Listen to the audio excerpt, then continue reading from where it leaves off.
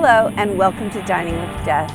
This episode is on our playlist, Deadly Destinations, where we visit the sites of infamous events. Sometimes they're murders, sometimes they're mass murders, sometimes they're tragedies. Today I'm coming to you from Spokane, Washington, where a serial killer terrorized the town. I'm going to take you into town, we're going to look around a little bit, we're going to talk about the crimes, and as we always do here on Dining with Death, we're going to discuss the food in the location. I'm Stacy Lee. Let's begin.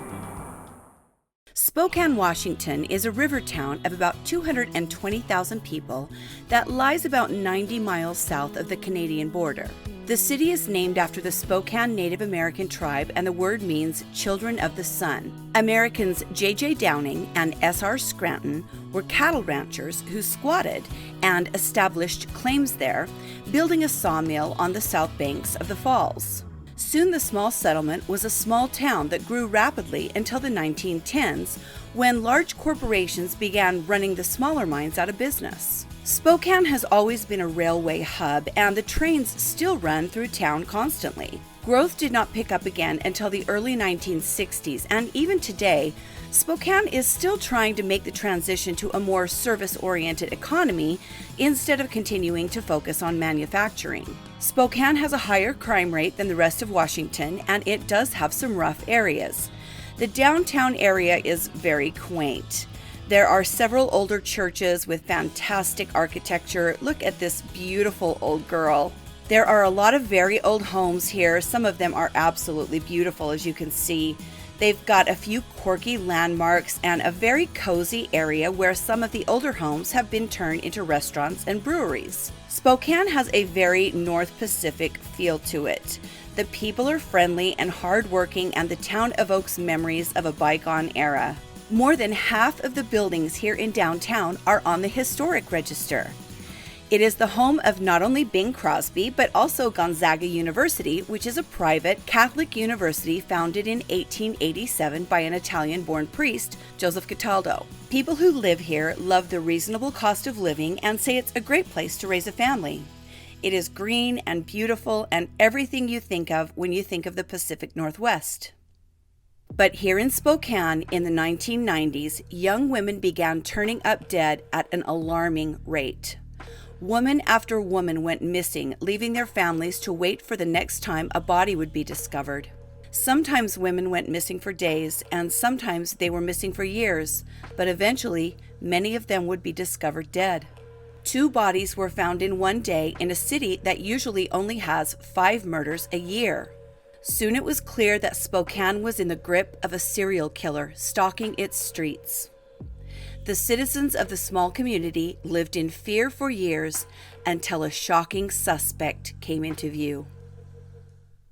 Women working as prostitutes were being murdered over and over. The first 3 bodies turned up in 1990 along forested roadsides outside of Spokane. Another body was found in 1992. Then another in 1995. In the summer of 1997, 2 bodies were discovered on August 26th. By December, 5 more victims were found.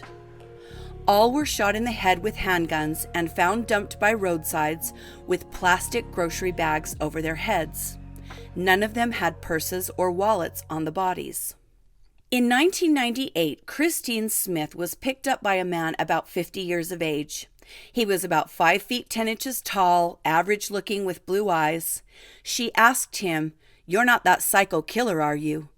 And the man said, "No, I have 5 kids. I wouldn't do that." As they drove to a secluded spot, the man told her he was a helicopter pilot for the National Guard. The man paid Christine $40, and during their encounter, she suddenly felt a blow to her head. Blood gushed from her wound as the man demanded all her money. She scrambled from the car and escaped. At the hospital, she was told she had actually been stabbed. Not until many years later, after a car accident, was she informed that she had a bullet in her head from the 1998 attack. Smith's police report of this attack went into a police filing cabinet, and the incident was never investigated. Instead, it was a car that led police to their suspect. When Jennifer Joseph was found dead, A friend of hers told detectives that she had seen the girl, just 16 years old, in a shiny vintage Corvette just 9 days before her body was found. The hair of a Caucasian male was found on a towel nearby Jennifer's decomposing corpse. They tracked a car that had recently been sold, paid a visit to the new owner, and got a carpet sample. The carpet in the car matched the fiber found on the towel at the murder scene. Police seized the vehicle and then found bloodstains similar to the genetic makeup of that of Jennifer's parents in the car. They also found a mother-of-pearl button identical to the one on Jennifer's blouse at the time of her murder. They then tracked the previous owner of the Corvette, the man who had just sold the car to the current owner. On April 28, 2000, this man, Robert Lee Yates, aged 47, was arrested on his way to work.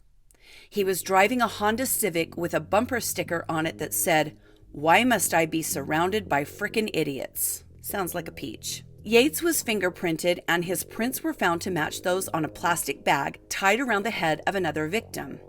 Yates' genetic profile matched blood and semen found on several of the victims. The police had found their serial killer. Robert Yates was born on May 27, 1952, and grew up in Oak Harbor, Washington. Before his birth, his grandmother murdered his grandfather with an axe in 1945. His father was in the Navy, and his family attended the Seventh-day Adventist Church. Yates sang in the school choir, pitched for the baseball team, and was known as a, quote, solid guy by people who knew him. He reports that he was sexually abused by a neighbor as a child and that it left him traumatized. He went to 2 years of college and then enlisted in the Army. By the end of his 18-year military career, he was an instructor teaching other pilots how to fly. Yates was an avid gun collector and actually used his own personal guns to kill his victims. He was known as a family man, a mild-mannered employee, and an average guy. When his wife saw him cleaning a blood-covered mattress out of the back of his truck one time, he told her he had picked up an injured dog. She didn't question him further. On May 31st, Yates was arraigned on the murders of 8 women. In October of 2000, facing a mountain of evidence against him, Yates asked for a deal. In a plea deal for a life sentence, Yates agreed to admit to not only the 8 murders he was charged with, but also 6 additional murders authorities did not know he committed, some going clear back to 1975. Prosecutors had Yates to take a polygraph, but as we now know, polygraphs are becoming less and less reliable. He did in fact pass the polygraph test, for whatever that means to you, admitting he killed these additional victims. As part of his deal, Yates was required to provide maps to all of the bodies. The last body, that of Melanie Murfin, was found in Yates' own yard, right below the headboard of Yates' marital bed.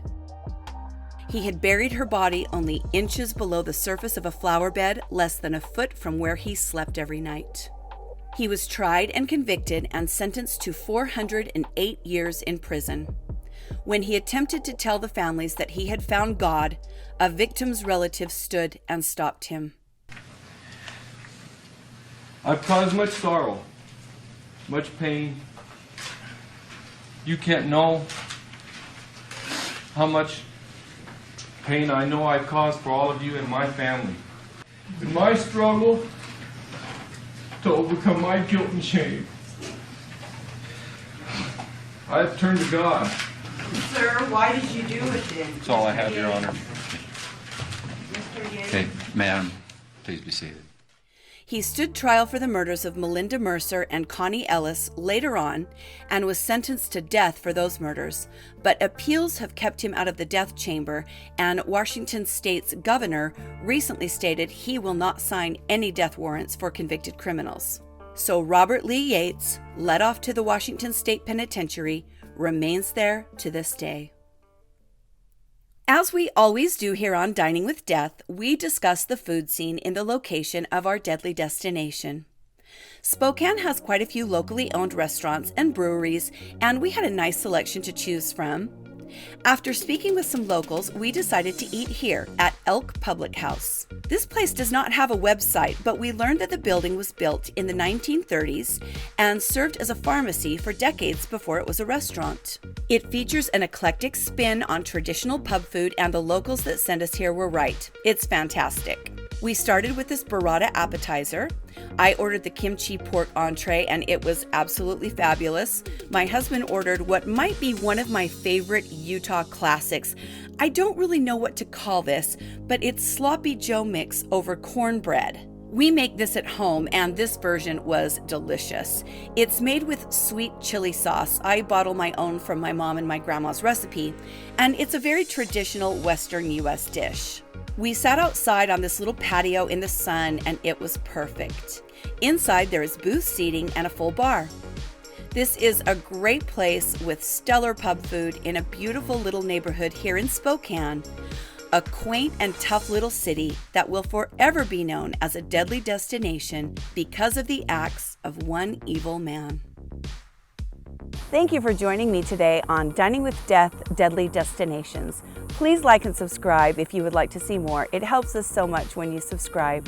Stay safe and be kind to each other, and I'll see you next time on Dining with Death. Bye.